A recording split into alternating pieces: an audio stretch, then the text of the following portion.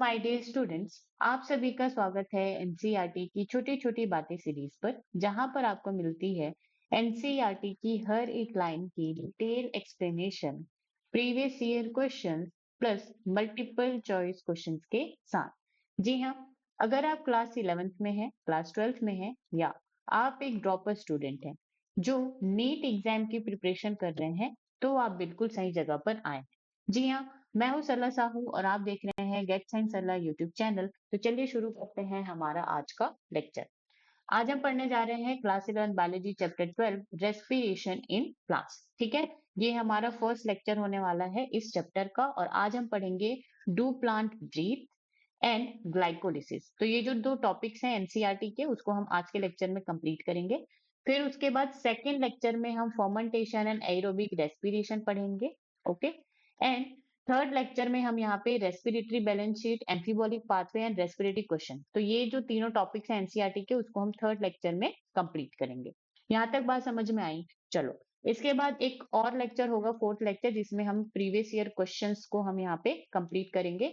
Almost 2018 से लेकर के 2025 तक जितने भी क्वेश्चंस पूछे गए हैं इस चैप्टर से, ठीक है, रेस्पिरेशन इन प्लांट से, उसको हम यहाँ पे कवर करेंगे। यहाँ तक बात समझ में आई? चलो, लेक्चर शुरू करने से पहले ध्यान देने वाली बातें। पहली बात, आपके पास आपकी एनसीईआरटी होनी चाहिए, ठीक है, प्लस आपके पास आप पेन एंड कॉपी होने चाहिए ताकि आप इंपॉर्टेंट पॉइंट्स को हाईलाइट कर सके, मार्क कर सके, नोट कर सके। सेकंड, अगर आपको ये वीडियो स्लो लग रही होगी तो आप इसको 1.25x स्पीड में इंक्रीज करके देख सकते हैं। चलो शुरू करते हैं। Chapter 12 respiration in plants. All of us breathe to live, but why is breathing so essential to life? तो हम जितने भी हैं, हम सारे के सारे क्या करते हैं जीने के लिए? हम ब्रीदिंग करते हैं, ठीक है, हम सांस लेते हैं। तो यहाँ पे पूछा जा रहा है कि breathing is so essential to life, ठीक है, व्हाई, क्यों ये एसेंशियल है? What happens when we breathe? तो जब हम ब्रीथ करते हैं, सांस लेते हैं, तो क्या होता है? Also, do all living organism, including plants and microbes, breathe? तो यहाँ पे बोला जा रहा है कि क्या जितने भी लिविंग ऑर्गेनिजम्स हैं, चाहे वो आप प्लांट्स को ले लें, माइक्रोब्स को ले लें, तो सारे के सारे क्या यहाँ पे ब्रीदिंग करते हैं? और अगर करते हैं तो कैसे करते हैं? हाउ? ठीक है, all living organisms need energy for carrying out daily life activities. ठीक है, तो जितने भी लिविंग ऑर्गेनिजम्स हैं, सबको यहाँ पे उनके डेली लाइफ जो एक्टिविटीज हैं उसको कंप्लीट करने के लिए क्या, किसकी रिक्वायरमेंट होती है? एनर्जी की रिक्वायरमेंट होती है। और ये डेली लाइफ एक्टिविटीज क्या है? एब्जॉर्प्शन, ट्रांसपोर्ट, मूवमेंट, रिप्रोडक्शन और इवन ब्रीदिंग। ठीक है, तो इतने सारे जो डेली लाइफ एक्टिविटीज हैं उसके लिए हमको क्या चाहिए? एनर्जी चाहिए। Okay, now where does all this energy come from? तो इतनी सारी एनर्जी जो है आ कहाँ से रही है? We know we eat food for energy, but how is this energy taken from food? तो हम जानते हैं कि हमें जब भी एनर्जी की रिक्वायरमेंट होती है, भूख लगती है, तो हम क्या करते हैं? हम फूड को कंज्यूम करते हैं, हम खाना खाते हैं, ठीक है। अब ये जो खाना है, इसी में क्या होता है? एनर्जी होता है। तो यहाँ पे पूछा जा रहा है कि अच्छा, फूड में अगर एनर्जी होता है तो ये जो एनर्जी है वो यूटिलाइज कैसे हो रहा है? ठीक है, इसको हम यूटिलाइज कैसे कर रहे हैं अपने डेली लाइफ में जो है यूज करने के लिए। Now, do all foods give the same amount of energy? और यहाँ पे पूछा जा रहा है क्या जितने भी तरह के हम खाना खाते हैं, ठीक है, फूड हम कंज्यूम करते हैं, क्या सभी के सभी जो है सेम अमाउंट ऑफ एनर्जी देते हैं क्या? That is the question. Okay, तो हम जितना भी जो भी खाना खाते हैं, सो टाइप्स ऑफ फूड हम यहाँ पे बोल सकते हैं, तो सारे के सारे आपको सेम अमाउंट ऑफ एनर्जी नहीं प्रोवाइड करते हैं। ओके, और ना ही सेम अमाउंट ऑफ न्यूट्रिशन वो प्रोवाइड करते हैं। तो आपको जो है ये ध्यान रखना चाहिए कि आपका जो खाना है वो न्यूट्रिशियस हो, ठीक है, सिर्फ ये नहीं कि आप सिर्फ चावल चावल खाए जा रहे हैं, राइस राइस ही खाए जा रहे हैं। ओके, तो वहां पे सिर्फ और सिर्फ आपको कार्बोहाइड्रेट ही मिलेगा और वहां पे आपको प्रोटीन जो है, एसेंशियल जो अमीनो एसिड्स है, वाइटामिन है, वो नहीं मिलेंगे। So you have to take care of your food कि उसमें जो है सारे के सारे न्यूट्रिशन जो है उसमें प्रेजेंट हो। ठीक है, चलो, डू प्लांट्स ईट? तो क्या प्लांट्स जो है खाना खाते हैं? Where do plants get their energy from? ठीक है, कि जो प्लांट्स है वो अपनी एनर्जी कहाँ से लेते हैं? And micro organism for their energy requirement do they eat food? और जो माइक्रो ऑर्गेनिजम्स होते हैं वो अपने एनर्जी रिक्वायरमेंट के लिए वो क्या करते हैं? क्या वो भी खाना खाते हैं? सो ओके, तो यहाँ पे बहुत सारे क्वेश्चंस पूछे गए हैं ना। You may wonder at the several questions raised above, they may seem to be very disconnected. ठीक है, तो यहाँ पे जितने भी क्वेश्चंस पूछे गए हैं वो आपको लग रहा होगा कि ये सारे के सारे क्या हैं, डिस्कनेक्टेड हैं। ठीक है, एक दूसरे से इनका कोई रिलेशन ही नहीं है। But in reality, the process of breathing is very much connected to the process of release of energy from food. ठीक है, बट इन रियलिटी क्या होता है कि जो ब्रीदिंग है वो क्या होता है यहाँ पे, जो ब्रीदिंग है वो कनेक्टेड है किससे, जो फूड से यहाँ पे जो एनर्जी रिलीज होगी उससे जो है वो बहुत ज्यादा क्लोजली कनेक्टेड है। Let us try and understand how this happen. अब हम यहाँ पे क्या करेंगे, ये जो फूड से एनर्जी का ये जो रिलीज है ये कैसे हो रहा है इसको हम यहाँ पे इस चैप्टर में जानेंगे, उस प्रोसेस को हम देखेंगे। यहाँ तक बात समझ में आई? चलो आगे बढ़ते हैं। All the energy required for life processes is obtained by oxidation of some macromolecules that we call food. ठीक है, तो देखो यहाँ पे क्या होता है, फूड। ठीक है, अब हम जो है यहाँ पे बायोमोलिक्यूल चैप्टर पढ़ करके आए हैं तो हमें माइक्रोमोलिक्यूल्स के बारे में पता है और मैक्रोमोलिक्यूल्स के बारे में भी हमको यहाँ पे पता है। ठीक है, मैक्रोमोलिक्यूल्स फॉर एग्जांपल कार्बोहाइड्रेट्स। अब कार्बोहाइड्रेट्स के अंदर भी आपको ग्लूकोज, सुक्रोज एंड स्टार्च देखने को मिलता है। कार्बोहाइड्रेट के अंदर जो ग्लूकोज है वो मोनोसेक्राइड होता है, सुक्रोज डाइसेक्राइड होता है एंड स्टार्च जो है पॉलीसेक्राइड होता है। ठीक है, ये सारी चीजें हमने बायोमोलिक्यूल चैप्टर में देख ली है। अब देखो, जब भी क्या होता है, ये जो हम खाना खाते हैं, ठीक है, फूड जो हम कंज्यूम करते हैं उसमें कौन होता है, मैक्रोमोलिक्यूल्स होते हैं। और मैक्रोमोलिक्यूल्स का मतलब सिर्फ और सिर्फ उसमें कार्बोहाइड्रेट्स नहीं आते, उसमें प्रोटीन्स भी आते हैं। ओके, और बहुत सारी चीजें आती हैं। तो जब भी हम खाना कंज्यूम करते हैं तो वो हमारे डाइजेस्टिव सिस्टम में जाकर के उसका क्या होता है, ऑक्सीडेशन। ऑक्सीडेशन का मतलब आप यहाँ पे समझ लो ब्रेक डाउन होता है। ठीक है, ब्रेक डाउन होता है और उस ब्रेक डाउन के बाद यहाँ पे जो है जो भी एनर्जी हमको चाहिए लाइफ प्रोसेसेस के लिए वो यहाँ पे क्या होती है, प्रोड्यूस होती है। यहां तक बात समझ में आई? चलो now, green plants and cyanobacteria can prepare their own food. तो यहाँ पे जो ग्रीन प्लांट्स हैं एंड साइनोबैक्टीरिया है, ओके, तो वो जो है अपना खाना खुद प्रिपेयर कर सकते हैं। ओके, खुद प्रिपेयर कर लेते हैं by the process of photosynthesis. They trap light energy and convert it into the chemical energy that is stored in the bonds of carbohydrates like glucose, sucrose and starch.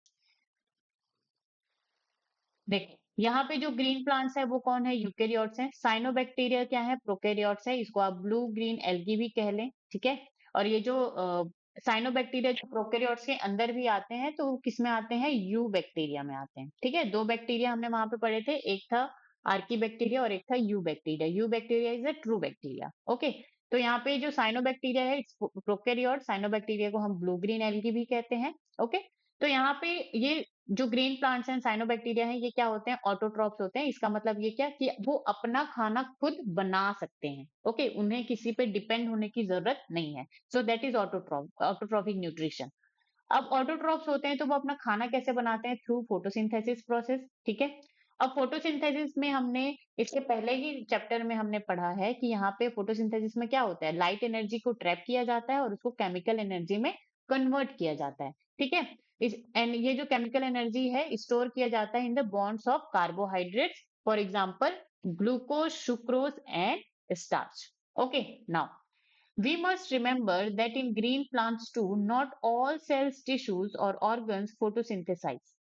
Okay, तो यहाँ पे जो green plants है तो green plants में भी जितने भी वहां पे सेल्स हैं, टिश्यूज हैं, ऑर्गन्स है, वो सारे के सारे वहां पे फोटोसिंथेसिस का प्रोसेस नहीं करते हैं। Okay, only cells containing chloroplasts that are most often located in the superficial layer carry out photosynthesis. तो जो भी सेल्स जो होती हैं जिनमें क्लोरोप्लास्ट होते हैं वो जनरली सुपरफिशियल लेयर में ही प्रेजेंट होते हैं, उनमें ही फोटोसिंथेसिस का प्रोसेस होता है। Hence, even in green plants, all other organs, tissues, and cells that are non-green need food for the oxidation. तो जो ग्रीन प्लांट्स में, ठीक है, जो अदर ऑर्गन्स हैं, टिश्यूज हैं, ठीक है, जो कि और जो नॉन ग्रीन पार्ट है, तो उनको भी वहां पे ऑक्सीडेशन के वहां पे एनर्जी के लिए फूड चाहिए ताकि उसका ऑक्सीडेशन हो सके। ठीक है, तो hence food has to be translocate to all non green parts. ठीक है, तो इसीलिए जो फूड है उसको ट्रांसलोकेट किया जाता है जितने भी नॉन ग्रीन पार्ट्स है वहां तक। ओके। तो हमने यहाँ पे ये जो पैराग्राफ है इसमें हमने क्या पढ़ा, यहाँ पे जो प्लांट्स होते हैं उसमें ग्रीन पार्ट होता है और नॉन ग्रीन पार्ट होता है। अब ये जो ग्रीन पार्ट है जनरली सुपरफिशियल लेयर पे ये प्रेजेंट होगा, जिसमें जो है क्लोरोप्लास्ट आपको देखने को मिलेगा। और हमें पता है कि क्लोरोप्लास्ट में कौन सा प्रोसेस होता है, फोटोसिंथेसिस प्रोसेस होता है, जिससे जो है फूड सिंथेसिस या कार्बोहाइड्रेट का जो है यहाँ पे सिंथेसिस होता है। ठीक है। तो ग्रीन पार्ट है, ये वाला जो ग्रीन पार्ट है, फॉर एग्जाम्पल ये जो लीफ है, इसको जब भी एनर्जी की जरूरत पड़ेगी तो ये क्या करेगा, यहाँ पे जो भी कार्बोहाइड्रेट ग्लूकोज जो यहाँ पे फॉर्मेशन हुआ है उसका वो क्या करेगा, ऑक्सीडेशन करेगा, ब्रेक डाउन करेगा, और वहां से जो एनर्जी जो रिलीज होगी उसको वो कंज्यूम कर लेगा। ठीक है। लेकिन प्लांट्स में जो नॉन ग्रीन पार्ट है, जहां पे क्लोरोप्लास्ट नहीं है, ठीक है, वो कैसे करेंगे? तो वो क्या करते हैं, तो यहाँ पे क्या होता है, ये जो प्लांट है, तो ये जो ग्रीन प्लांट में जो फूड सिंथेसिस हुआ है उसका ट्रांसलोकेशन होता है। ठीक है। फूड का यहाँ पे ट्रांसलोकेशन होता है वाया फ्लोएम। ठीक है। तो यहाँ पे फ्लोएम जो है फूड का यहाँ पे क्या करता है, ट्रांसपोर्टेशन करता है ऑल ओवर दी प्लांट्स। यहाँ तक बात समझ में आई?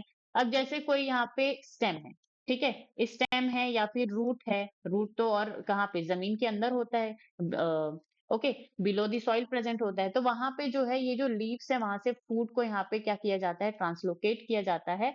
फिर उसके बाद वहां पे जब जैसे रूट्स में फूड पहुंच जाएंगी और उनको यहाँ पे एनर्जी की जरूरत है, तो वो फिर उस फूड को, कार्बोहाइड्रेट को, या जो भी वहां पे फॉर्म हुआ है उसको वो क्या करेंगी, ऑक्सीडाइज करेंगी, ब्रेक डाउन करेंगे, और वहां से जो एनर्जी रिलीज होगा उसको अपने एक्टिविटीज में लेंगे। यहाँ तक बात समझ में आई? चलो आगे बढ़ते हैं। Animals are heterotrophic, that is they obtain food from plants. ठीक है, डायरेक्टली हर्बीवोर्स और इनडायरेक्टली कार्निवोर्स। तो ये जो न्यूट्रिशन की जो बात है, इसको हमने जो है अपने पहले लेक्चर्स में भी बहुत बातें की। ठीक है, न्यूट्रिशन को लेकर के। तो देखो यहाँ पे जो प्लांट्स हैं वो क्या है, ऑटोट्रॉप्स हैं। ऑटो के प्लांट्स यहाँ पे क्या है, ऑटोट्रॉप्स। ठीक है, जो कि अपना खाना खुद बनाएंगे। अब यहाँ पे ऐसे एनिमल्स, तो देखो यहाँ पे जो एनिमल्स होते हैं वो क्या होते हैं, वो हेट्रोट्रॉफिक ही होंगे, वो कहीं से भी अपना खाना नहीं बना सकते, वो डायरेक्टली और इनडायरेक्टली जो है किस पे डिपेंड होंगे, प्लांट पे होंगे। ठीक है। तो जो एनिमल्स प्लांट पे डायरेक्टली डिपेंडेंट है उनको हम क्या कहते हैं, यहाँ पे हर्बीवोर कहते हैं। ठीक है, उनको हम क्या कहते हैं, हर्बीवोर। और जो एनिमल्स, ऐसे एनिमल्स जो कि पहले किसी और एनिमल को खाते हैं, ठीक है, फॉर एग्जाम्पल ये एनिमल 1 है, वो एनिमल 2 को यहाँ पे कंज्यूम करता है, लेकिन ये जो एनिमल 2 है वो क्या करता है, वो डायरेक्ट प्लांट को कंज्यूम करता है। ठीक है। तो ये जो यहाँ पे एनिमल 1 पहले एनिमल 2 को खा रहा है, लेकिन एनिमल 2 का बॉडी कहाँ से बना है, प्लांट से, प्लांट को खाकर ही बना है।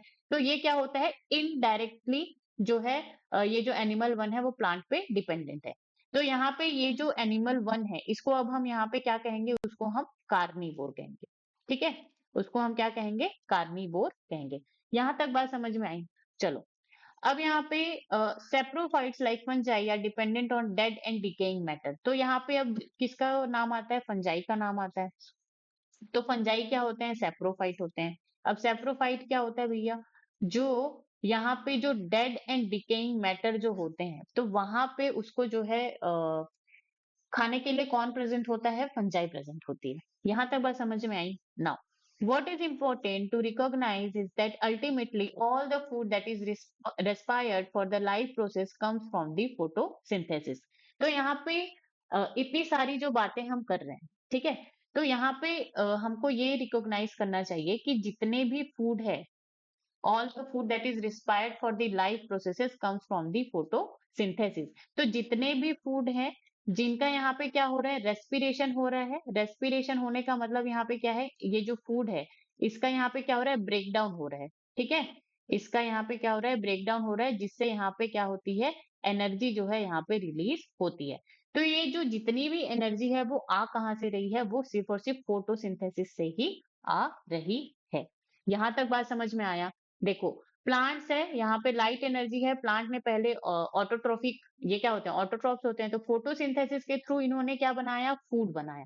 अब जो हर्बीवोर हैं, जो सिर्फ प्लांट खाते हैं, उनको तो यहाँ से मिला, ठीक है, प्लांट से मिला। और ऐसे एनिमल जो कार्निवोर है, जो दूसरे एनिमल्स में क्या होते हैं, डिपेंड होते हैं अपने फूड के लिए। ओके। फिर उसके बाद लेकिन जिन पर वो डिपेंड है वो एनिमल तो डायरेक्ट किसको खा रहे हैं, प्लांट को खा रहे हैं। ठीक है, तो अल्टीमेटली हम जितने भी सॉरी जितने भी लिविंग ऑर्गेनिजम्स है वो अपने फूड के लिए अल्टीमेटली प्लांट पर ही क्या है, डिपेंडेंट है। यहां तक बात समझ में आई? चलो, this chapter deals with the cellular respiration or the mechanism of breakdown of food materials within the cell to release energy and the trapping of this energy for synthesis of ATP। ठीक है, तो इस chapter में हम पूरे के पूरे हम किस चीज के बारे में बात करेंगे, यहाँ पे सेलुलर रेस्पिरेशन के बारे में बात करेंगे। और ये जो सेलुलर रेस्पिरेशन है उसमें क्या होगा, जो फूड मटेरियल्स हैं उनका ब्रेकडाउन होगा और वहां पे एनर्जी रिलीज होगा। और जो भी एनर्जी यहाँ पे रिलीज होगा उसको हम ट्रैप कर लेंगे as a ATP, adenosine triphosphate. ठीक है, बॉन्ड ऑफ एटीपी, इस तरह से हम उसको क्या कर लेंगे, उसको ट्रैप कर लेंगे। यहां तक बात समझ में आई? चलो, now photosynthesis of course takes place within the chloroplast in the eukaryotes। ठीक है, तो जो यूकेरियोट्स होते हैं उनमें फोटोसिंथेसिस क्या होता है, प्रोसेस होगा।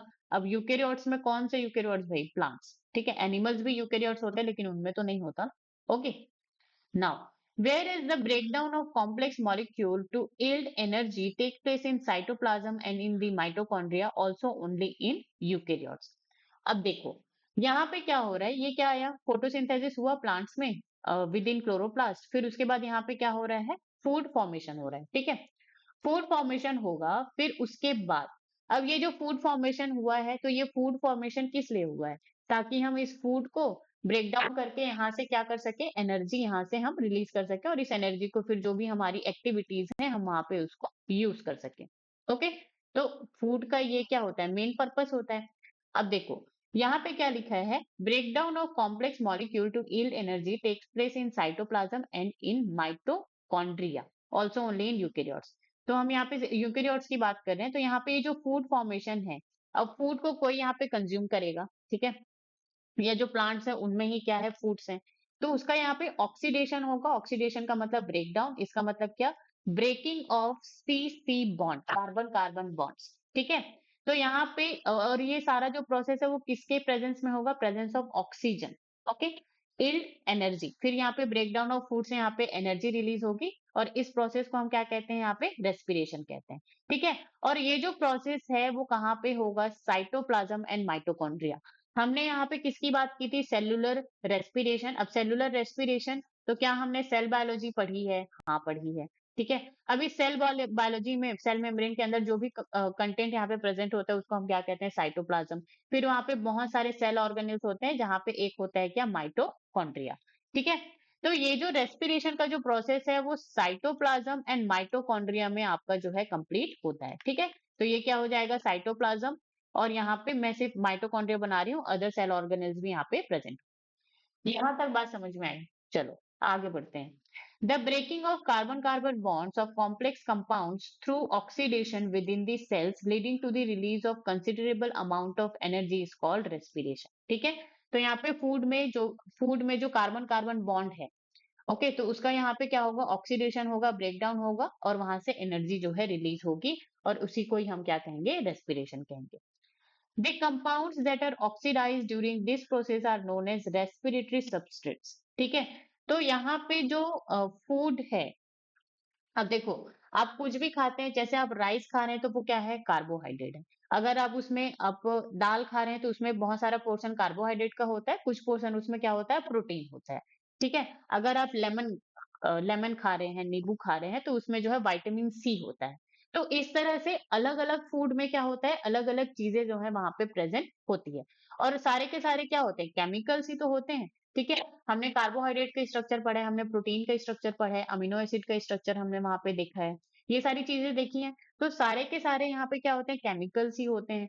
अब यहाँ पे क्या होता है, ऑक्सीडेशन और ब्रेकडाउन जो होता है फूड का, तो जिस फूड का यहाँ पे ऑक्सीडेशन या ब्रेकडाउन हो रहे हैं, जिससे भी हमको एनर्जी मिल रही है, उसको हम क्या कहते हैं, रेस्पिरेटरी सबस्ट्रेट्स कहते हैं। क्या कहते हैं, रेस्पिरेटरी सबस्ट्रेट्स कहते हैं। यहाँ तक बात समझ में आई? Now, usually carbohydrates are oxidized to release energy, but proteins, fats and even organic acid can be used as respiratory substances।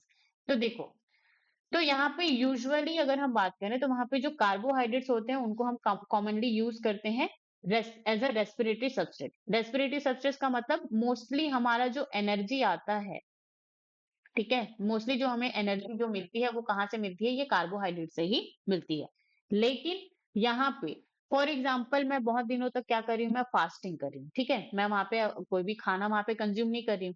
तो पहले तो जो भी कार्बोहाइड्रेट एज अ ग्लाइकोजन मेरे बॉडी में जो स्टोर हुआ रहता है, ठीक है, उसको पहले जो है मेरी बॉडी उसको क्या करेगी, पहले पूरा का पूरा खत्म करेगी।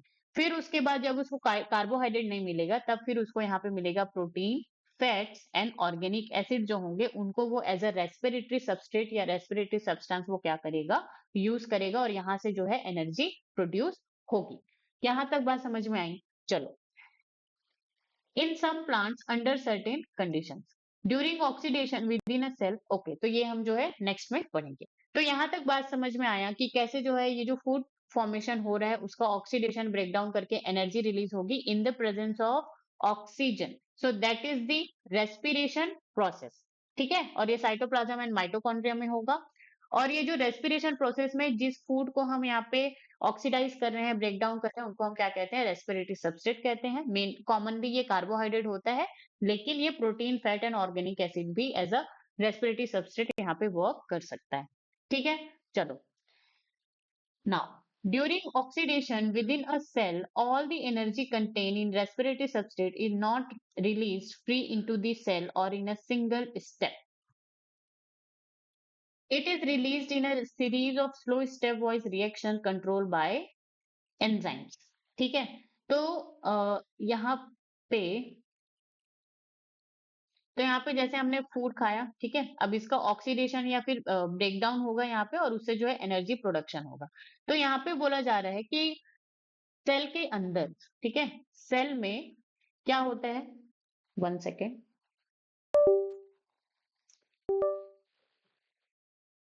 ओके, तो ये जो सेल है तो इसमें जो है रेस्पिरेशन का जो प्रोसेस है, ठीक है, ये जो खाने का ये जो टूट फूट होना है जिससे एनर्जी रिलीज होगी, तो वो सिंगल स्टेप प्रोसेस नहीं होगा, ठीक है, वो कभी भी यहाँ पे, इसीलिए यहाँ पे बोला गया है कि not release free into the cell और in a single step.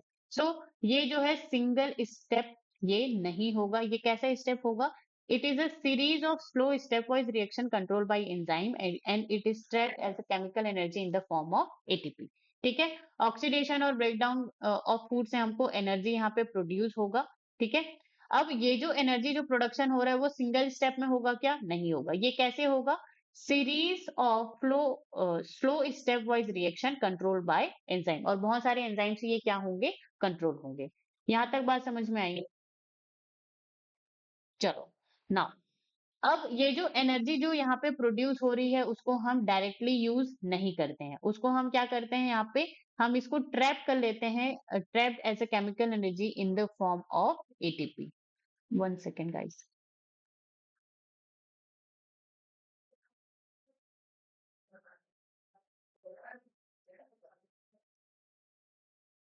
Okay, ठीक है।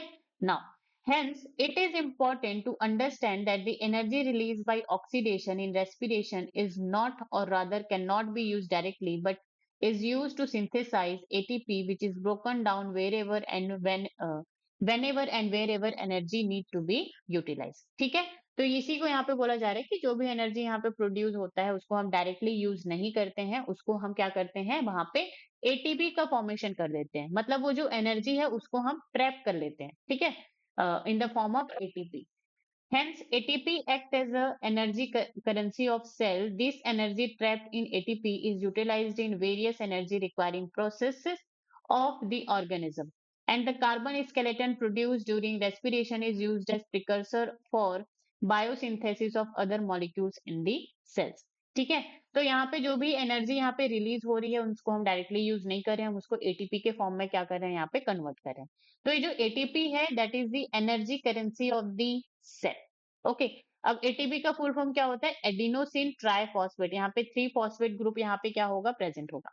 तो ये जो एटीपी है, अब फूड हमने खाया, उसको ब्रेक डाउन किया, वहां से जो एनर्जी निकला उसको हमने एटीपी बना दिया। अब मुझे फॉर एग्जाम्पल मुझे मूवमेंट के लिए यहाँ पे क्या, मूवमेंट जो होता है, ठीक है, जो हम मूवमेंट करते हैं चाहे वो सेल्युलर लेवल पे मूवमेंट हो या फिर जैसे मुझे एक जगह से दूसरी जगह जाना है, that is also a movement, ठीक है, लोकोमोशन। तो इन सब के लिए अब मुझे क्या चाहिए? एनर्जी चाहिए। डाइजेशन के लिए एनर्जी चाहिए, रिप्रोडक्शन के लिए एनर्जी चाहिए। तो हर चीज के लिए मुझे यहाँ पे क्या चाहिए? एनर्जी चाहिए। तो मैं क्या करूंगी, जब भी मुझे मेरी बॉडी को एनर्जी का जब यहाँ पे नीड होगा तो वो एटीपी को लेगा, ठीक है, whenever and wherever, कहीं भी और कभी भी यहाँ पे एनर्जी का नीड होगा तो यहाँ पे एटीपी का फिर से यहाँ पे क्या होगा? ब्रेक डाउन होगा। यहाँ तक बात समझ में आई कि कैसे हम जो है खाना खा रहे हैं, वहां से खाने को तोड़ रहे हैं, वहां से हमको एनर्जी मिली, अब उस एनर्जी से हम एटीपी बना रहे हैं। अब जब भी हमको एनर्जी की जरूरत होगी तब हम इस एटीपी को फिर से यहाँ पे ब्रेक डाउन करेंगे। यहाँ तक बात समझ में आई? ठीक है। अब ये जो रेस्पिरेशन जो प्रोसेस है उसमें कार्बन स्केलेटन जो है, कार्बन स्ट्रक्चर बहुत सारे जो फॉर्म होते हैं, वो क्या करता है? Precursor for biosynthesis of other molecules जो है एज अ काम करता है ये, ठीक है। इस चीज को हम एम्फीबॉलिक पाथवे में देखेंगे। ओके, चलो, now, do plants breathe? Well, the answer to this question is not quite so direct, ठीक है। तो इस क्वेश्चन के आंसर जो है डायरेक्टली नहीं है। Yes, plants require oxygen for respiration to occur and they also give out carbon dioxide. तो यहाँ पे क्या बोला जा रहा है कि यहाँ पे डायरेक्ट आंसर नहीं है कि प्लांट जो है ब्रीथ करते हैं नहीं करते, लेकिन यहाँ पे ये जरूर बोला जा रहा है कि यस, जो प्लांट्स होते हैं उनको ऑक्सीजन का रिक्वायरमेंट होता है, किसके लिए? रेस्पिरेशन के लिए, ठीक है। और वो ऑल्सो क्या करते हैं? कार्बन डाइऑक्साइड को ब्रीथ आउट करते हैं। जैसे एनिमल्स हम क्या करते हैं? ऑक्सीजन लेते हैं, ठीक है। इन ब्रीदिंग प्रोसेस हम क्या करते हैं? ऑक्सीजन लेते हैं और जो भी बॉडी में हमारे कार्बन डाइऑक्साइड बनी होती है उसको हम क्या करते हैं? रिलीज करते हैं, ठीक है, release out of the body, ये चीज हम करते हैं। तो ये चीज भी प्लांट्स में भी होती है, ठीक है। फोटोसिंथेसिस प्रोसेस अलग है। अब यहाँ पे हम रेस्पिरेशन पढ़ रहे हैं, रेस्पिरेशन में इनको ऑक्सीजन की यहाँ पे नीड होगी और कार्बन डाइऑक्साइड यहाँ से रिलीज करेंगे। Hence, plants have system in place that ensure the availability of the oxygen. Plants, unlike animals, have no specialized organ or for the gaseous exchange, but they have a stomata and lenticels for this purpose. ठीक है। तो plants यहाँ पे क्या करते हैं? Respiration करते हैं, ऑक्सीजन इनको जरूरत है और किसके लिए? रेस्पिरेशन प्रोसेस के लिए, और कार्बन डाइऑक्साइड ये रिलीज आउट करते हैं। तो प्लांट्स में गैसेस एक्सचेंज के लिए, जैसे हम एनिमल्स में क्या होता है? हमारे पास लंग्स होते हैं, ठीक है। ह्यूमंस की अगर हम बात करें तो हमारे पास क्या है? लंग्स है। और डिफरेंट डिफरेंट एनिमल्स में डिफरेंट डिफरेंट रेस्पिरेटरी ऑर्गन जो है आपको देखने को मिलते हैं। और रेस्पिरेटरी ऑर्गन का काम क्या होता है? गैसेस एक्सचेंज का, ठीक है, गैस को वो एक्सचेंज करें। लेकिन प्लांट्स में जो है इस तरह से कोई भी स्पेशलाइज ऑर्गन नहीं होता। इनका इनके पास गैसेस एक्सचेंज के लिए कौन होता है? स्टोमाटा होता है और लेंटिसेल्स होते हैं, ठीक है। There are several reasons why plants can get along without respiratory organs. तो यहाँ पे 2 से 3 रीजंस है जिसकी जो बताते हैं कि क्यों जो है जो प्लांट्स है उनको रेस्पिरेटरी ऑर्गन की जरूरत नहीं पड़ती है।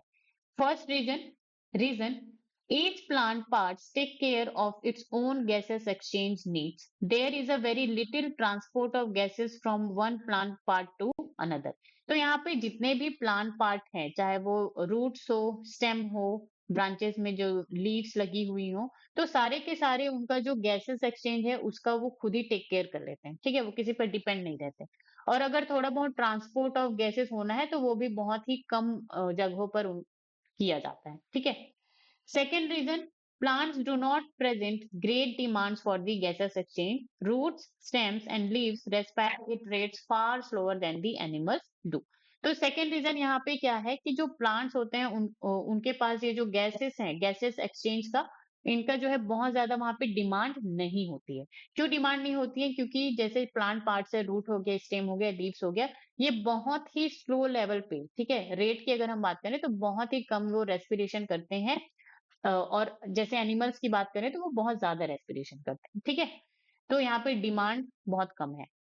Only during photosynthesis are large volume of gases exchanged and each leaf is well adapted to take care of its own needs. तो देखो यहाँ पे जो फोटोसिंथेसिस प्रोसेस है उसी टाइम पर ही यहाँ पे लार्ज वॉल्यूम ऑफ गैसेस का यहाँ पे क्या होता है? एक्सचेंज होता है। कार्बन डाइऑक्साइड क्या होता है? फिक्स होता है फोटोसिंथेसिस प्रोसेस में, ठीक है। और इस प्रोसेस में ऑक्सीजन जो है यहाँ पे रिलीज होता है। तो लार्ज वॉल्यूम ऑफ गैसेस कहाँ पे एक्सचेंज हो रही है? फोटोसिंथेसिस प्रोसेस में। और फोटोसिंथेसिस कहाँ पे होता है? जनरली लीफ में होता है और some part of green part of the plant में होता है, ठीक है। अब इसमें कौन होता है? स्टोमाटा प्रेजेंट होता है। तो वहां पे जो स्टोमाटा है लीफ में जो प्रेजेंट है, वो गैसेस एक्सचेंज का जो भी काम है वो अच्छे से वो अपना कर देता है। यहाँ तक बात समझ में आई? Now when cells photosynthesize, availability of the oxygen is not a problem in the cell since oxygen is released within the cell. अब देखो, अब फोटोसिंथेसिस प्रोसेस में ये जो लीफ है उसके अंदर खुद यहाँ पे क्या हो रहा है? ऑक्सीजन रिलीज हो रहा है, ठीक है। तो क्या यहाँ पे प्लांट को बाहर से ऑक्सीजन लेने की खुद जरूरत होगी? क्या नहीं होगी। अगर उसे रेस्पिरेशन के लिए, जैसे ये लीफ है, ठीक है, इसमें खुद ही यहाँ पे क्या हो रहा है? क्लोरो लीफ में ये जो मेसोफिल सेल्स हैं, मेसोफिल सेल्स के अंदर क्लोरोप्लास्ट है, उसमें ऑक्सीजन यहाँ पे क्या हो रहा है? खुद रिलीज हो रहा है। तो जब भी यहाँ पे लीफ को एनर्जी की जरूरत पड़ेगी, रेस्पिरेशन करने की जरूरत पड़ेगी, तो वो जो ऑक्सीजन है उसको वहीं से ही तो ले लेगा ना, वो बाहर से लेने की जरूरत ही नहीं है। तो यहाँ पे बहुत ज्यादा रेस्पिरेशन करने का, ये जो ब्रीथ करने का यहाँ पे बहुत ज्यादा जरूरत है नहीं, ठीक है। थर्ड रीजन की बात करें हम, third,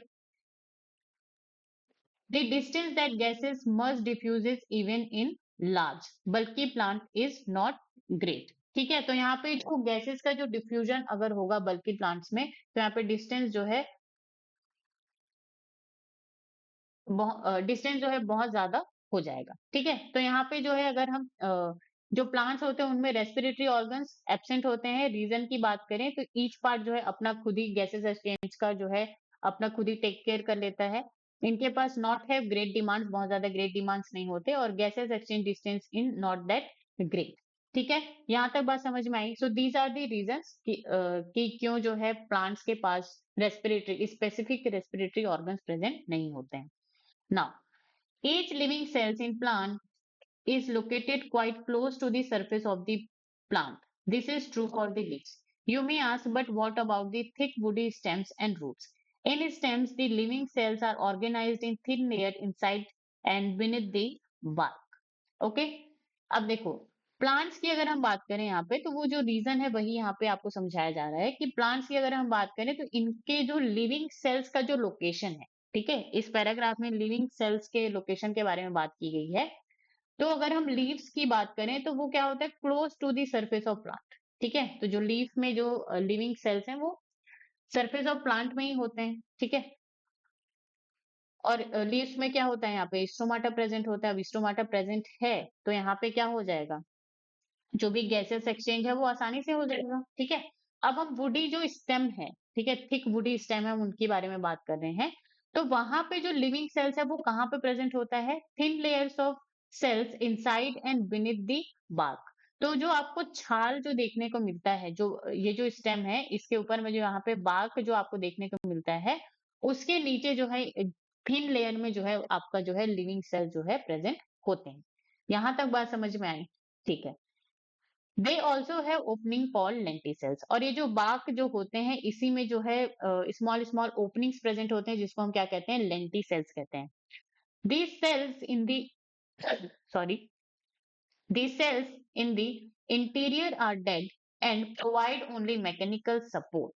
The most cells of plant have at least a part of their surface in contact with air.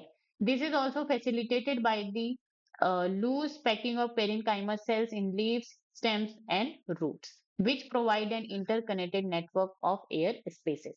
अच्छा, अब देखो, ये जो वुडी स्टेम्स हैं, ठीक है, woody stem, thick woody stem है, इनका जो इंटीरियर सेल्स है वो सारा का सारा क्या होता है? डेड होता है, ओके। और ये सिर्फ और सिर्फ जो इंटीरियर जो सेल्स हैं जो डेड है, यहाँ पे अंदर की जो सेल्स हैं वो सिर्फ और सिर्फ यहाँ पे क्या करती हैं? मैकेनिकल सपोर्ट प्रोवाइड करती हैं, ओके। मैकेनिकल सपोर्ट का मतलब ये ट्री को जो है सीधा खड़ा रखने में ये क्या करती है? इंपॉर्टेंट होती है, इंपॉर्टेंट रोल प्ले करती है। अब देखो, लेकिन जो प्लांट का जो सरफेस का जो सेल है उसको तो एयर के कांटेक्ट में रहना पड़ेगा, ठीक है। उसके लिए यहाँ पे कौन आता है? लेंटी सेल्स आता है। तो ये जो लेंटी सेल्स है वो क्या है? Loose packing of parenchyma cell, यहाँ पे लिखा है loose packing of parenchyma cells. तो लेंटी सेल्स क्या है? Loose packing of parenchyma cells है, जो आपको लीव्स में भी देखने को मिलेंगी, स्टेम्स में एंड रूट्स में। तो लेंटी सेल्स का लोकेशन ऐसा नहीं है कि सिर्फ और सिर्फ आपको बाक में ही देखने को मिलेगा, ठीक है। ये आपको लीव्स, स्टेम्स एंड रूट्स तीनों जगह आपको ये देखने को मिलेंगी, ठीक है। ये क्या करती है? Provide an interconnected network of air spaces. तो यहाँ पे जो लेंटिसेल्स है वो मेनली गैसेस एक्सचेंज का काम करती हैं। अगर लेंटिसेल्स का काम आपसे पूछा जाए तो वो क्या है? गैसेस एक्सचेंज का काम करेंगी, और वो होती क्या है? Loose packing of parenchyma cells. Okay, चलो। अब यहाँ पे ये जो लेंटिसेल्स हैं, तो जैसे ट्रीज में आप जो इस तरह के जो ये जो इमेज है, ठीक है, ये जो स्ट्रक्चर है जो देखते हैं, तो ये क्या होती हैं? लेंटिसेल्स ही होती हैं। अगर आप उनका जो है माइक्रोस्कोपिक स्ट्रक्चर देखें तो यहाँ पे जो है आपको इस तरह से, ठीक है, जैसे ये जो ऊपर का जो लेयर होता है वो क्या होता है? एपिडर्मिस होता है। अब यहाँ पे नीचे यहाँ पे कौन है? पेरेन्काइमा सेल है, तो इसको वो जो है एपिडर्मिस को ब्रेक करके यहाँ पे जो है, यहाँ पे इस तरह से पेरेन्काइमा सेल, लूज पैकिंग का मतलब जैसे यहाँ पे बहुत सारे इंटरसेल्युलर स्पेसेस आपको देखने को मिल रहे हैं। तो ये जो पूरा पोर्शन है इसको क्या बोला जा रहा है? यहाँ पे लेंटी सेल बोला जा रहा है। यहाँ तक बात समझ में आई? चलो, अब देखो, यहाँ पे जैसे ये ट्री है, ठीक है, अब यहाँ पे एक, अब इसको आप, जैसे बहुत ज्यादा थिक वुडी ट्री है तो यहाँ पे क्या होता है? बाक होता है, ठीक है, जो छाल होता है, तो बाक के नीचे ही आपका जो है जो लिविंग फ्लोयम है वो क्या होता है? प्रेजेंट होता है, ठीक है। और उसके बाद उसके इंटीरियर में जो भी, ठीक है, ये क्या हो गया? ये क्या हो गया? ये स्टेम हो गया। उसके इंटीरियर में फिर जो भी सेल्स यहाँ पे प्रेजेंट होती हैं वो सारे के सारे क्या होते हैं? डेड होते हैं, ठीक है, जिसी को हम क्या कहते हैं? वुड कहते हैं। अब वुड में भी यहाँ पे सेप वुड, हर्ट वुड, दो तरह के वुड्स वगैरह जो होते हैं उसको हम अभी यहाँ पे नहीं देखेंगे, ठीक है। चलो, आगे बढ़ते हैं। The complete combustion of glucose which produces carbon dioxide and H2O as an end product yields energy, most of it is given out as heat, ठीक है। तो यहाँ पे अगर ग्लूकोज की बात करें तो ये जो रिएक्शन है ये आप इसको रेस्पिरेशन रिएक्शन कह सकते हैं। तो इसमें क्या होता है? जो भी फूड है, ठीक है, तो उसको हमने ग्लूकोज में कन्वर्ट कर लिया है। अब ये जो ग्लूकोज है इसको ऑक्सीजन के प्रेजेंस में, किसके प्रेजेंस में? ऑक्सीजन के प्रेजेंस में यहाँ पे कंप्लीट कंबशन होगा, ठीक है, कंप्लीट ब्रेकडाउन होगा, ऑक्सीडेशन होगा। फिर ये कार्बन डाइऑक्साइड H2O मॉलिक्यूल, और यहाँ पे एनर्जी, और एनर्जी भी कैसे? एज अ हीट यहाँ पे ये क्या करता है? प्रोड्यूस करता है, ठीक है। Now, if this energy is to be useful to the cell, it should be able to utilize it to synthesize other molecules that the cell requires, ठीक है। तो अगर ये जो एज अ हीट यहाँ पे एनर्जी यहाँ पे रिलीज हो रहा है, इसको हमको सेल के लिए क्या बनाना है? यूजफुल बनाना है, ठीक है। अगर सेल के लिए यूजफुल बनाना है तो इसको हमको यूटिलाइज करना पड़ेगा अदर मॉलिक्यूल बनाने के लिए जो कि सेल को क्या हो? रिक्वायर, ठीक है। The strategy that the plant cell uses is catabolize to glucose molecule in such a way that not all liberated energy goes out as heat. अब देखो, यहाँ पे कैटाबोलाइज, कैटाबोलिज्म वर्ड यहाँ पे यूज हुआ है, ठीक है। तो यहाँ पे ये क्या है? ग्लूकोज है। अब ग्लूकोज ग्लूकोज यहाँ पे क्या हो रहा है? ब्रेकडाउन हो रहा है कार्बन डाइऑक्साइड प्लस H2O में, ठीक है। तो ये जो ब्रेकडाउन का जो प्रोसेस है इसी को यहाँ पे क्या बोला जा रहा है? कैटाबॉलिज्म बोला जा रहा है, कैटाबोलाइज बोला जा रहा है, ठीक है। तो यहाँ पे ये जो ग्लूकोज है, ग्लूकोज का ये जो कैटाबॉलिज्म है या कैटाबोलाइज कर रहे हैं, उसको हम इस तरह से करते हैं, such a way that not all liberated energy goes out as heat. तो यहाँ पे जितनी भी जो एनर्जी निकल रही है वो हीट की तरह ना निकल जाए, इसका यहाँ पे क्या है? इंतजाम, ठीक है। अगर वो हीट की तरह निकल जाएगी तो हम उसको यूज कैसे करेंगे? Okay, now the key is to oxidize glucose not in one step but in several small steps, enabling some steps to be just large enough such that the energy released can be coupled to ATP synthesis, ठीक है। तो यहाँ पे जो glucose का जो oxidise करेंगे वो सिंगल स्टेप में नहीं करेंगे, सेवरल स्मॉल स्टेप्स में करेंगे, ठीक है। और कुछ स्टेप ऐसे होंगे कि वहां पे एनर्जी रिलीज इतना ज्यादा होगा कि उससे हम क्या कर लेंगे? यहाँ पे एटीपी का फॉर्मेशन कर लेंगे। How this is done is essentially the story of respiration. अब ग्लूकोज से यहाँ पे carbon dioxide H2O and energy का बनना, ठीक है, तो ये स्मॉल जो है सीरीज ऑफ स्टेप्स हैं। तो ये जो इसके बारे में जानना कि ये कैसा होता है, that is the story of the respiration, जिसको हम यहाँ पे पढ़ेंगे, ठीक है। चलो, during the process of respiration, oxygen is utilized and carbon dioxide, water, energy are released as product. तो यहाँ पे हमने इस रिएक्शन में जैसे देखा कि रेस्पिरेशन के टाइम पे यहाँ पे ग्लूकोज होगा, ऑक्सीजन यहाँ पे यूटिलाइज होगा, और एज अ प्रोडक्ट हमको कार्बन डाइऑक्साइड H2O मॉलिक्यूल और एनर्जी यहाँ पे मिलेगी, ठीक है। तो सेम चीज यहाँ पे इस लाइन में लिखी हुई है। Now the combustion reaction requires oxygen. Okay, और ये जो कंबशन रिएक्शन है, ये जो ब्रेकडाउन का जो रिएक्शन ब्रेकडाउन वाला जो प्रोसेस है, इसमें जो है ऑक्सीजन मस्ट है। ठीक है, ऑक्सीजन हमें चाहिए ही चाहिए। But some cells live where oxygen may और may not be available.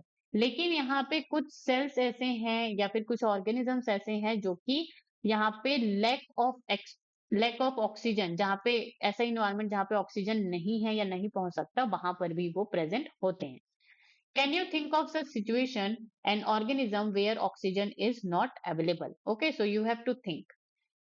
There are sufficient reasons to believe that the first cells on this planet lived in an atmosphere that lacked oxygen. ठीक है, तो यहाँ पे जो है जो first atmosphere था, जब हम इवोल्यूशन जब चैप्टर पढ़ेंगे क्लास 12th में, तो हम वहां पे देखेंगे कि जो फर्स्ट जो एटमॉस्फेयर था उसमें जो है ऑक्सीजन एब्सेंट था। ठीक है, फर्स्ट एटमॉस्फेयर में ऑक्सीजन एब्सेंट था, लेकिन वहां पे जो है फर्स्ट जो सेल्स आई, जो फर्स्ट ऑर्गेनिजम्स आए, उन्होंने जो है लैक ऑफ ऑक्सीजन में ही वहां पे सरवाइव किया। ठीक है, even among present day living organisms we know of several that adapted to an anaerobic condition. तो ऐसा कंडीशन या ऐसा इन्वायरमेंट जहां पे ऑक्सीजन ना हो, उसको हम क्या कहते हैं? एनाइरोबिक।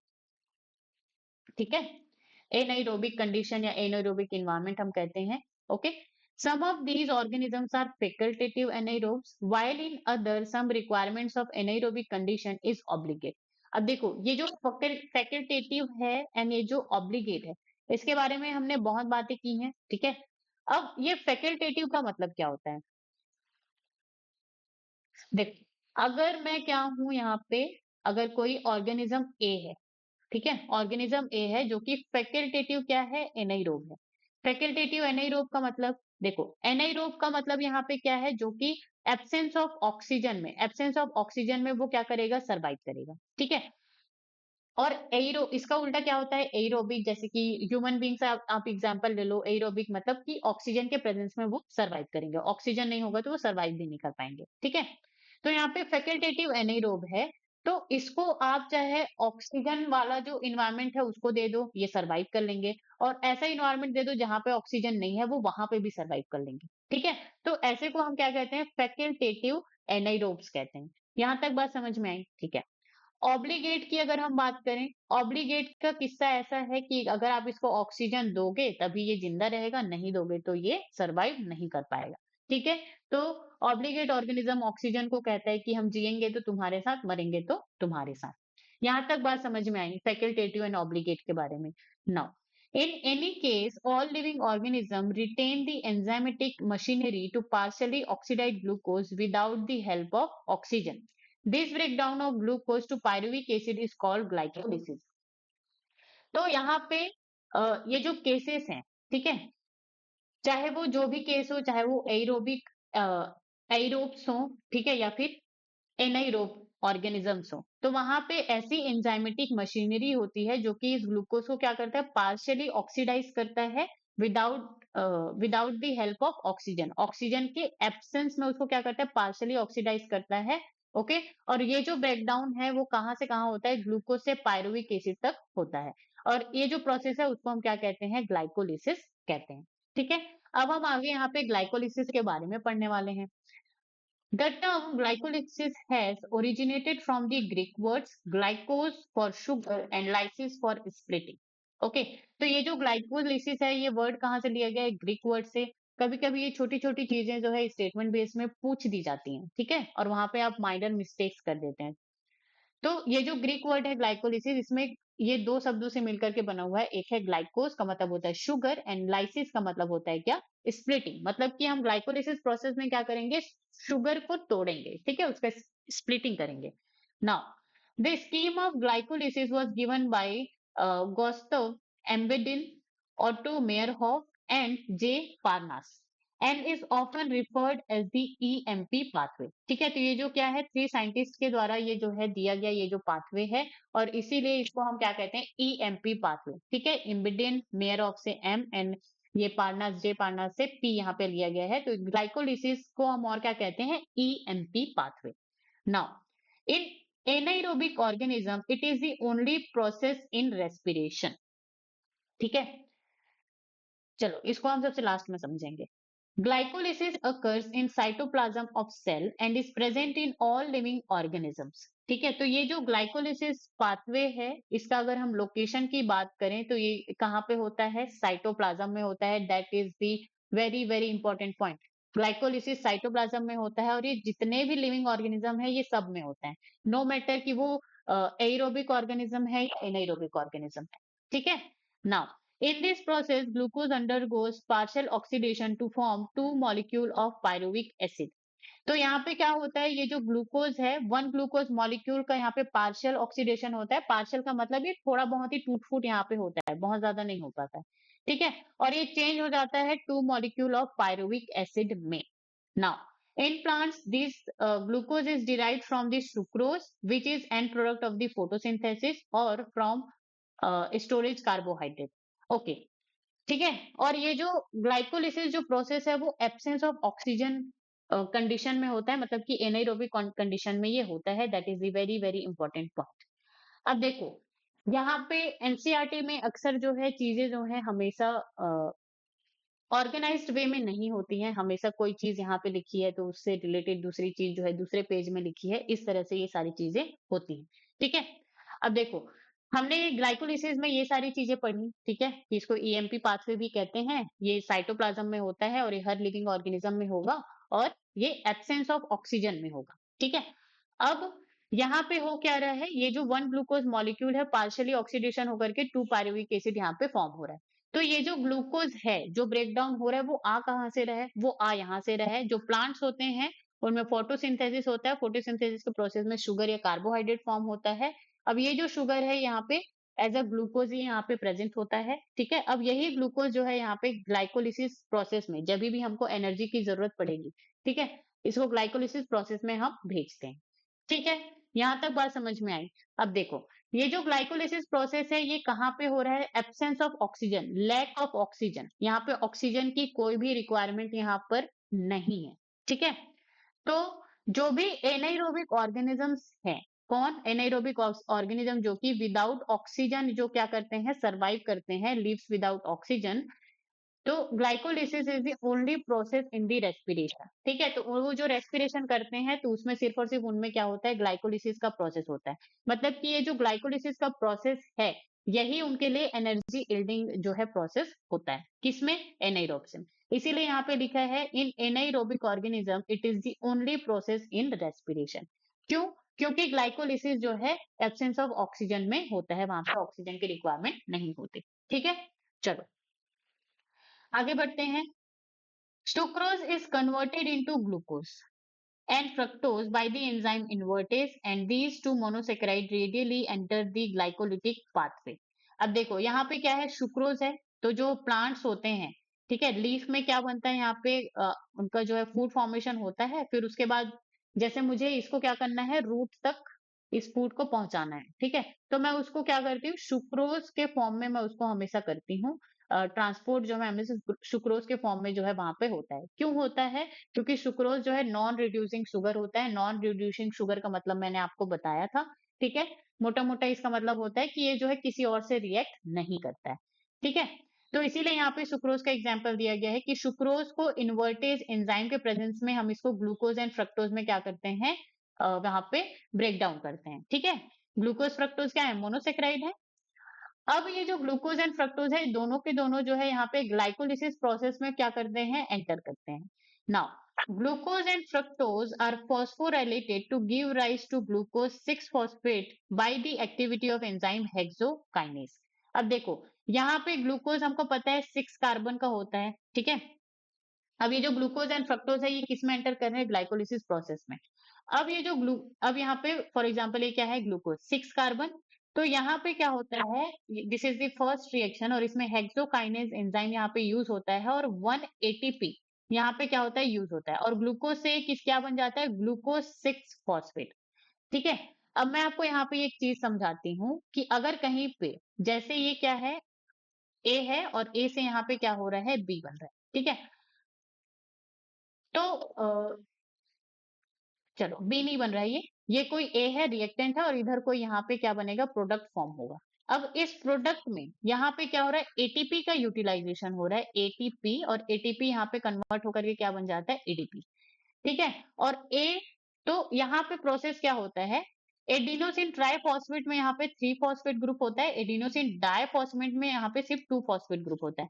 इसका मतलब ये जो 3 में से जो एक फॉस्फेट ग्रुप है, ये इस ए से क्या होता है, यहाँ पे अटैच हो जाता है, ए, और यहाँ पे क्या आ गया, फॉस्फेट ग्रुप। ठीक है। तो कहीं पे भी एटीपी का यहाँ पे अगर यूज होगा, ठीक है, एटीपी का यहाँ पे यूज होगा, तो वहां से जो ये जो एटीपी है उसका एक फॉस्फेट ग्रुप आकर के वो जो रिएक्टेंट है उससे वहां पे आके वो क्या होगा, मिल जाएगा।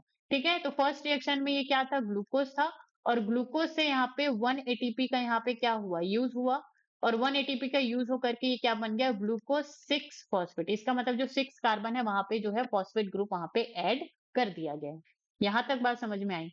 चलो, तो इसीलिए यहाँ पे क्या होगा, हेक्सोकाइनेज एंजाइम के प्रेजेंस में ATP, 1 ATP of molecule use होगा यहाँ पे। ठीक है।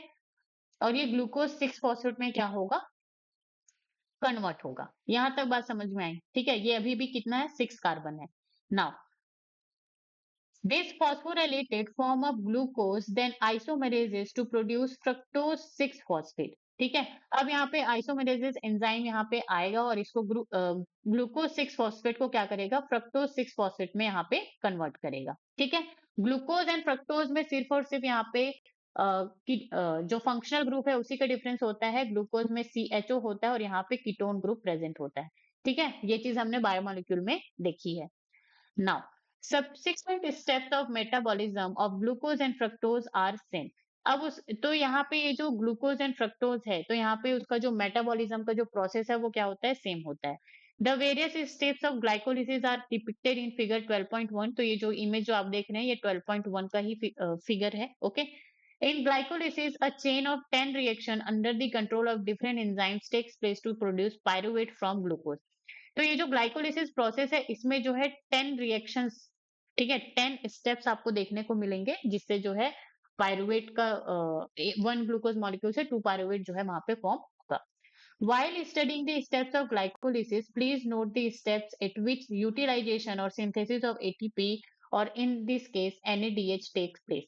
तो यहाँ पे आपको बोला जा रहा है कि जब आप इस ग्लाइकोलिसिस प्रोसेस को पढ़ेंगे तो यहाँ पे कौन से स्टेप में एटीपी फॉर्मेशन हो रहा है, कौन से स्टेप में NADH प्लस H प्लस का फॉर्मेशन हो रहा है, इस चीज को आपको ध्यान में रखना है। ठीक है। यहाँ तक बात समझ में आई? चलो आगे टेक्स्ट में हम आगे बढ़ते हैं। The fructose 1,6 bisphosphate is split into the dihydroxy acetone phosphate and 3 phosphoglyceraldehyde PGL। अब देखो इमेज में आप देखेंगे तो हम यहाँ पे कहाँ तक पहुंचे थे, फ्रक्टोज 6 फॉस्फेट तक। ठीक है। अब यहाँ पे क्या होता है, ये जो फ्रक्टोज 6 फॉस्फेट है, अब ये जो है थर्ड स्टेप रिएक्शन होगा, तो ये जो थर्ड स्टेप है यहाँ पे फिर से एक एटीपी का यहाँ पे क्या होता है, यूटिलाइजेशन होता है। क्या होता है, यूटिलाइजेशन होता है in the presence of फॉस्फोफ्रक्टोकाइनेज enzyme को आपको बहुत अच्छे से याद रखना है। कौन सा एंजाइम, फॉस्फोफ्रक्टोकाइनेज। ठीक है।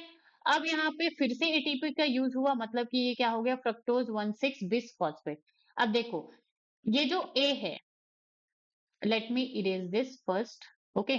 अब ये जो ए है जिसमें ऑलरेडी यहाँ पे एक फॉस्फेट ग्रुप अटैच्ड है, अब यहाँ पे फिर से एटीपी का यहाँ पे क्या हो गया, यूज हो गया, तो एडीपी। इसका मतलब यहाँ पे फिर से एक फॉस्फेट ग्रुप फिर से यहाँ पे ऐड हो जाएगा। ठीक है। यहाँ पे क्या हुआ फिर, तो यहाँ पे ये बिस फॉस्फेट हम इसको कहते हैं, क्या कहते हैं, बिस फॉस्फेट, मतलब कि 2 फॉस्फेट। तो यहाँ पे क्या हुआ इस प्रोसेस में, अगर आप देखें फ्रक्टोज 6 फॉस्फेट है, वो एक ही फॉस्फेट है, यहाँ पे 1 एटीपी का यूज हुआ, तो ये क्या बन गया, फ्रक्टोज 1,6 बिस फॉस्फेट। मतलब कि फ्रक्टोज यहाँ पे, फ्रक्टोज कितने कार्बन का होता है, 6 कार्बन कंपाउंड है। इसका मतलब वहां पे जो फर्स्ट कार्बन है और जो 6 कार्बन है वहां पे 2 फॉस्फेट ग्रुप क्या हो गए, वहां पे अटैच हो गए। ठीक है।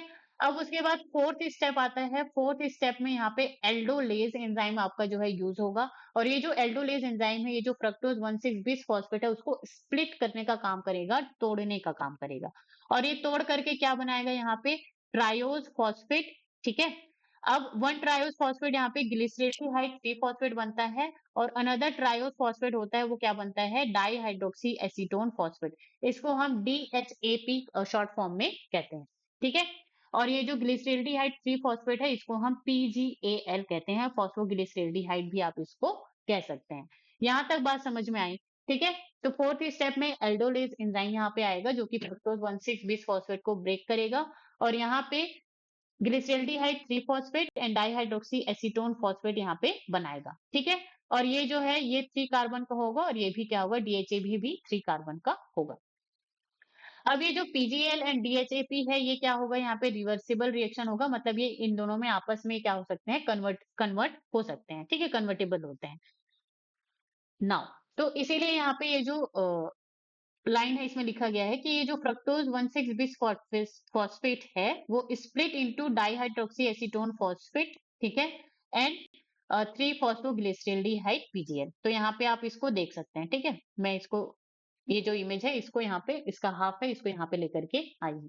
ओके, तो यहाँ पे ये क्या हो गया, DHAP यहाँ पे ये फॉर्मेशन हो गया और यहाँ पे ये PGL जो है यहाँ पे ये फॉर्म हो गया। शॉर्ट फॉर्म भी आपको याद रखना है और ये कितने कार्बन कंपाउंड फॉर्म हुए हैं ये भी आपको याद रखना है। Now we find that there is a one step where NADH plus H plus is formed and NAD plus, this is when 3-phosphoglyceraldehyde PGL is converted into 1,3-bisphosphoglycerate BPGA।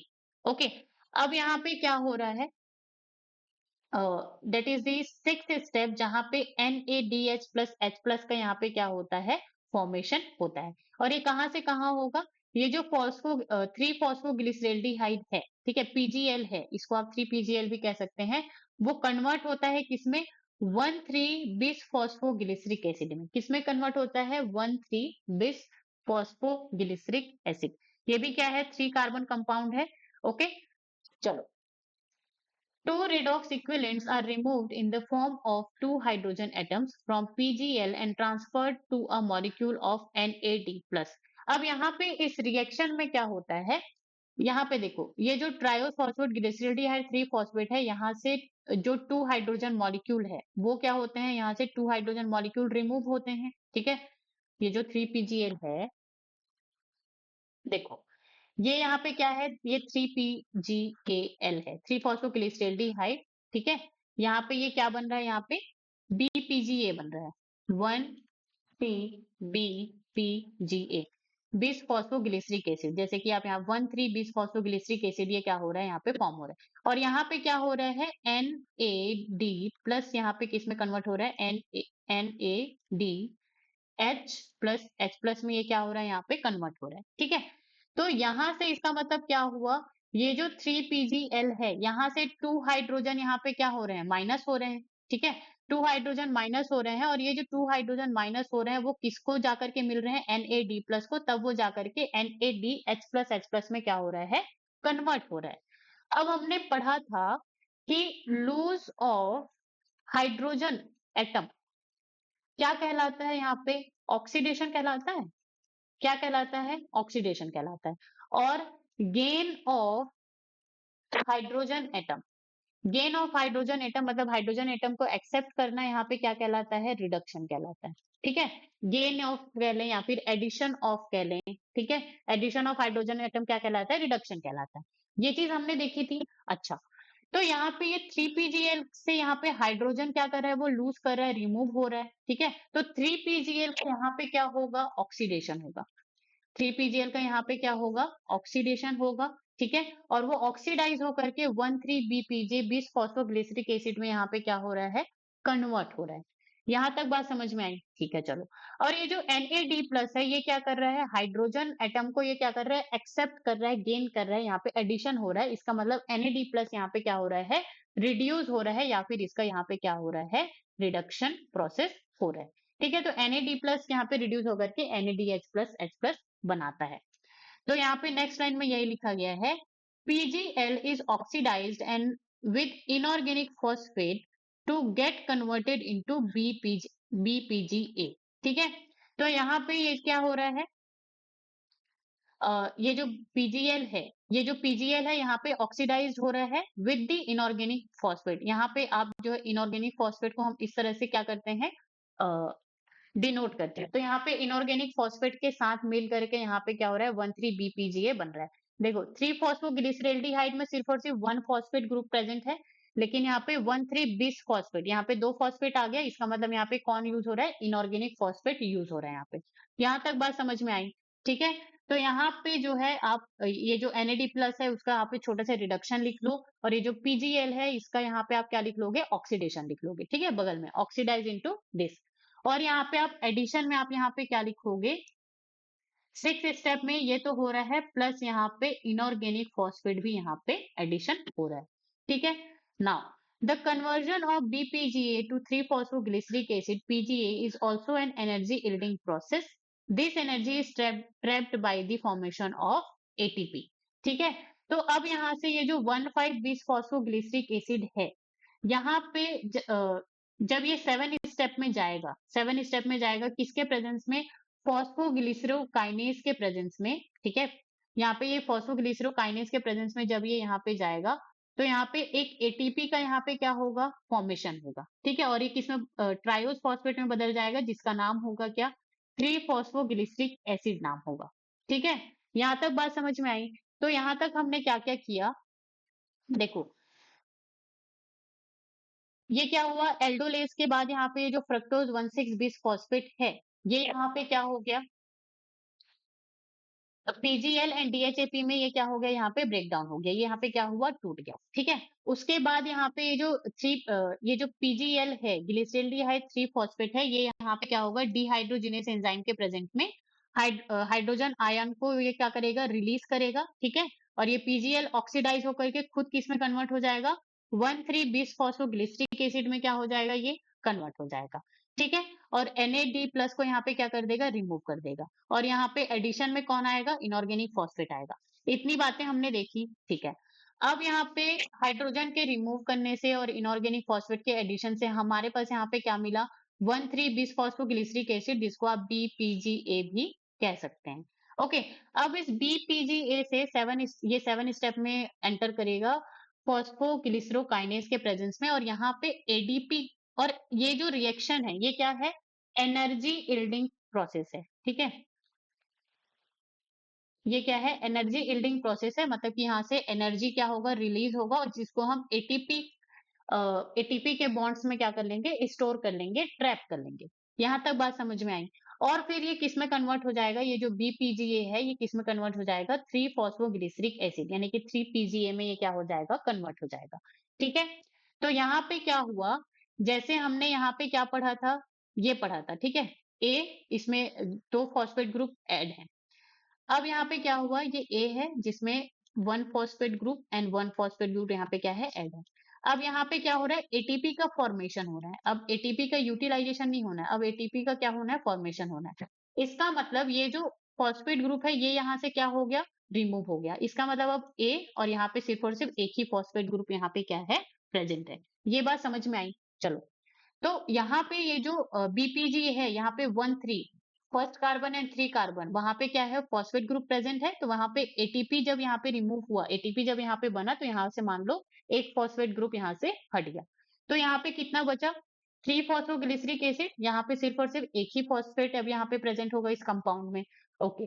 अब ये एक स्टेप में क्या करेगा, एंटर करेगा फॉस्फोग्लिसरोम्यूटेस के presence में। ठीक है। और ये किस में कन्वर्ट हो जाएगा, 2-फॉस्फोग्लिसरेट में क्या हो जाएगा, कन्वर्ट हो जाएगा। ठीक है। 2-फॉस्फोग्लिसरेट, अब ये जो 9th स्टेप में ये क्या करेगा, कन्वर्ट हो जाएगा, एंटर करेगा, और यहाँ पे कौन आएगा, इनोलेज। अब ये इनोलेज क्या करता है, यहाँ पे 1H2O मॉलिक्यूल यहाँ पे क्या करेगा, रिमूव करेगा। ठीक है। नाउ अब यहाँ पे ये क्या बन गया, फॉस्फोइनॉल पायरुवेट, इसको आप PEP भी कह सकते हैं। ठीक है। फॉस्फोइनॉल पायरुवेट में यहाँ पे क्या होगा, एटीपी जो है यहाँ पे फॉर्मेशन होता है। तो ये भी क्या है, एनर्जी इल्डिंग जो है प्रोसेस है, इस स्टेप है। और यहाँ पे जो भी एनर्जी रिलीज होगी उसको एज ए एटीपी यहाँ पे ट्रैप कर लिया जाएगा। ठीक है। और यहाँ पे enzyme, most important enzyme pyruvate kinase जो है यहाँ पे यूज किया जाता है, और फिर यहाँ पे पायरुविक एसिड जो है फॉर्मेशन हो जाता है। तो इसीलिए यहाँ पे लिखा है another ATP synthesized during the conversion of PEP to pyruvic acid formation। तो PEP कौन हो गया, फॉस्फोइनॉल पायरुवेट। ठीक है। वो पायरुविक एसिड में कन्वर्ट होता है, तो यहाँ पे 1 ATP मॉलिक्यूल का फॉर्मेशन होता है। Now can you then calculate how many ATP molecules are directly synthesized in this pathway from one glucose molecule? अब यहाँ पे कैलकुलेट करने बोल रहा है कि इस पाथवे में 1 ग्लूकोज मॉलिक्यूल से कितने जो है डायरेक्ट एटीपी जो है फॉर्मेशन हो रहा है। तो चलो इसको हम जो है यहाँ पर देखेंगे। तो देखो ये सारे क्या है, तो ये जो ग्लाइकोलिसिस प्रोसेस है इसमें आपको 10 स्टेप रिएक्शंस आपको देखने को मिले, ठीक है। और ये जो ग्लूकोज जो एंटर होता है ग्लाइकोलिसिस में, ये कहाँ से आता है? सुक्रोज से। अब देखो यहाँ पे क्या हो रहा है, अगर आप फॉर्मेशन ऑफ किस, अगर हम यहाँ पे क्या कर रहे हैं, सबसे पहले चलो सबसे पहले हम यूटिलाइजेशन देखेंगे, ठीक है। तो 2 एटीपी का यहाँ पे क्या हो रहा है, यूटिलाइज हो रहा है स्टेप नंबर 1 एंड 3 पे, ठीक है। तो स्टेप 1 एंड 3, तो ये स्टेप आपको याद रखना होगा, जब ग्लूकोज से ग्लूकोज 6 फॉस्फेट में जा रहा है तब यहाँ पे एटीपी का यहाँ पे यूटिलाइजेशन हो रहा है, और फ्रक्टोज 6 फॉस्फेट से फ्रक्टोज 1,6 बिस फॉस्फेट में जा रहा है तब यहाँ पे 1 एटीपी का यहाँ पे क्या हो रहा है, यूज। तो टोटल यहाँ पे कितने एटीपी का यूज हो गया? 2 एटीपी का यूज हो गया, ठीक है। अब यहाँ पे फॉर्मेशन, तो यहाँ पे NADPH2 या फिर NADH2 या NADH प्लस H प्लस, ठीक है, वो सारी एक ही चीजें हैं। तो उसका जो फॉर्मेशन है वो 6 स्टेप में हो रहा है, जैसे कि आप यहाँ पे देख सकते हैं, ये क्या है, 6 step in the presence of dehydrogenase enzyme. अब देखो आप बोलोगी मैम इमेज में तो सिर्फ और सिर्फ एक ही NADH फॉर्म हो रहा है, यहाँ से यहाँ पे 2 NADPH2 कहाँ से फॉर्म हो गया? देखो क्या होता है, यहाँ पे ये जो फ्रक्टोज 1,6 बिस फॉस्फेट है, ये किस में कन्वर्ट हुआ? ये PGAL में और DHAP में, ठीक है। तो एक बार जब ये जो फॉस्फोग्लिसरेल्डिहाइड PGL जब जाएगा तब NADH फॉर्म होगा, और ये जो DHAP है ये भी पहले किस में कन्वर्ट होगा? PGL में कन्वर्ट होगा, और कन्वर्ट होकर के ये भी तो ग्लाइकोलिसिस ये जो प्रोसेस है उसमें जाएगा, ठीक है। तो इसीलिए यहाँ पे जो है टोटल 2 NAD प्लस जो है खर्च जो है यहाँ पे आता है, और 2 NADH प्लस H प्लस या 2 NADPH2 यहाँ पे क्या होता है, फॉर्म होता है, ठीक है। तो ये जो NADPH2 होता है इसको हम इनडायरेक्ट एटीपी कहते हैं, ओके। इसको हम जो है जब पढ़ेंगे इलेक्ट्रॉन ट्रांसपोर्ट सिस्टम तब वहां पे आपको समझ में आएगा, ओके। तो 6 स्टेप में यहाँ पे NADPH2 फॉर्म होता है, कब? जब ये जो फॉस्फोग्लिसरेल्डी एल्डिहाइड ऑक्सीडाइज होकर के क्या बनाता है, 1,3 बिस फॉस्फोग्लिसरेट मतलब कि BPGA फॉर्म करता है, तब। यहाँ तक बात समझ में आई? चलो अब यहाँ पे फॉर्मेशन ऑफ टोटल कितना हो रहा है, 4 ATP, कौन कौन से रिएक्शन में? Step number 7 and step number 10 पे। तो अब देखो यहाँ पे ये क्या है, step number 7 and step number 10।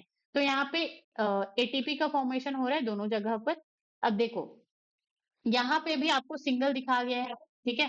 तो अगर ये 1 ट्रायोस फॉस्फेट हो, या फिर आप बोल सकते हैं 1,3 बिस फॉस्फोग्लिसरेट हो, ग्लिसरिक एसिड हो, ठीक है। तो 1 मॉलिक्यूल यहाँ पे जब एंटर करेगा तो ये 1 ATP बनाएगा, लेकिन यहाँ पे टोटल कितने हैं, 2 मॉलिक्यूल्स हैं, तो 2 मॉलिक्यूल्स है तो यहाँ पे 2 ADP खर्च हो, ADP आकर के 2 ATP का फॉर्मेशन करेंगे, ठीक है।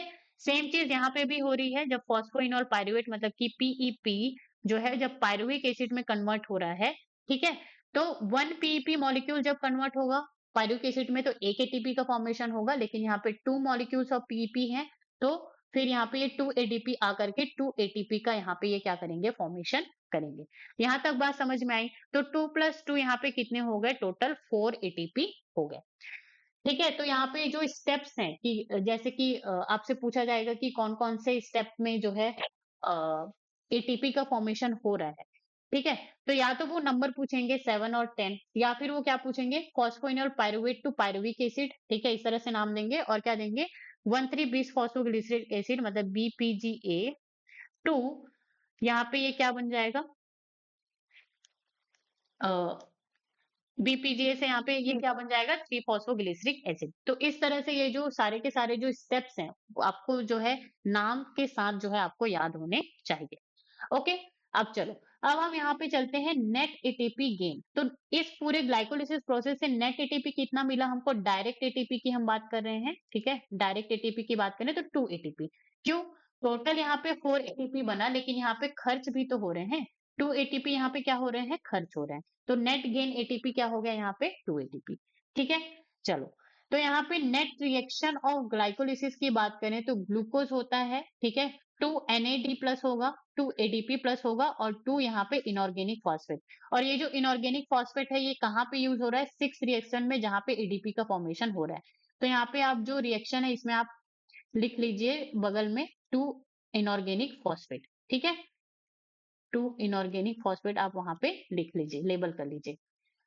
फिर उसके बाद ये जो है टू पायरुविक एसिड में फॉर्म होगा, NAD प्लस जो है टू NADH में फॉर्म होगा, टू ADP जो है टू ATP में फॉर्मेशन होगा, और ये टू इनऑर्गेनिक फॉस्फेट है वो जो है वहां पे एडजस्ट हो जाएगा इस रिएक्शन में। ठीक है, और उसके साथ ही साथ यहाँ पे 2H2O मॉलिक्यूल फॉर्मेशन हो रहा है, कौन से स्टेप में? स्टेप नंबर 9 में। ठीक है, जहाँ पे इनोलेज एंजाइम जो है यहाँ पे यूज हो रहा है।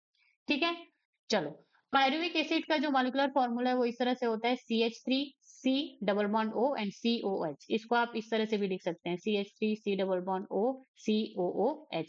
पायरुविक एसिड, ठीक है, ये एसिडिक ग्रुप है, और जो भी एसिड होता है पायरुविक एसिड तो उसको हम पायरुवेट भी बोल सकते हैं। जैसे एस्पार्टिक एसिड को हम एस्पार्टेट बोलते हैं, ग्लूटामिक एसिड को ग्लूटामेट बोलते हैं, उसी तरह से पायरुविक एसिड को यहाँ पे पायरुवेट बोला जा रहा है। ओके, चलो, आउट ऑफ 10 रिएक्शन स्टेप उसमें से 3 are irreversible, that is important point. तो जो 10 रिएक्शंस जो हुए हैं इसमें से जो 3 जो स्टेप्स हैं वो इरिवर्सिबल है। ठीक है, इरिवर्सिबल का मतलब यहाँ पे क्या है, अगर ए से यहाँ पे बी बन रहा है, ठीक है, और मैंने इस तरह से यहाँ पे इसको डिनोट किया है, तो ए से बी अगर यहाँ पे ऐसे बन रहा है और ये क्या है, इरिवर्सिबल रिएक्शन है। ठीक है, इरिवर्सिबल रिएक्शन है, इसका मतलब बी फिर कभी भी ए नहीं बन पाएगा। और रिवर्सिबल रिएक्शन का मतलब क्या होता है, ए जैसे यहाँ पे बी बन रहा है तो बी भी यहाँ पे ए बन सकता है। ठीक है, so that is the reversible reaction. तो 10 रिएक्शन स्टेप में 3 ऐसे हैं, जैसे स्टेप 1, स्टेप 3 एंड स्टेप 10, जो कि क्या होते हैं, इरिवर्सिबल होते हैं।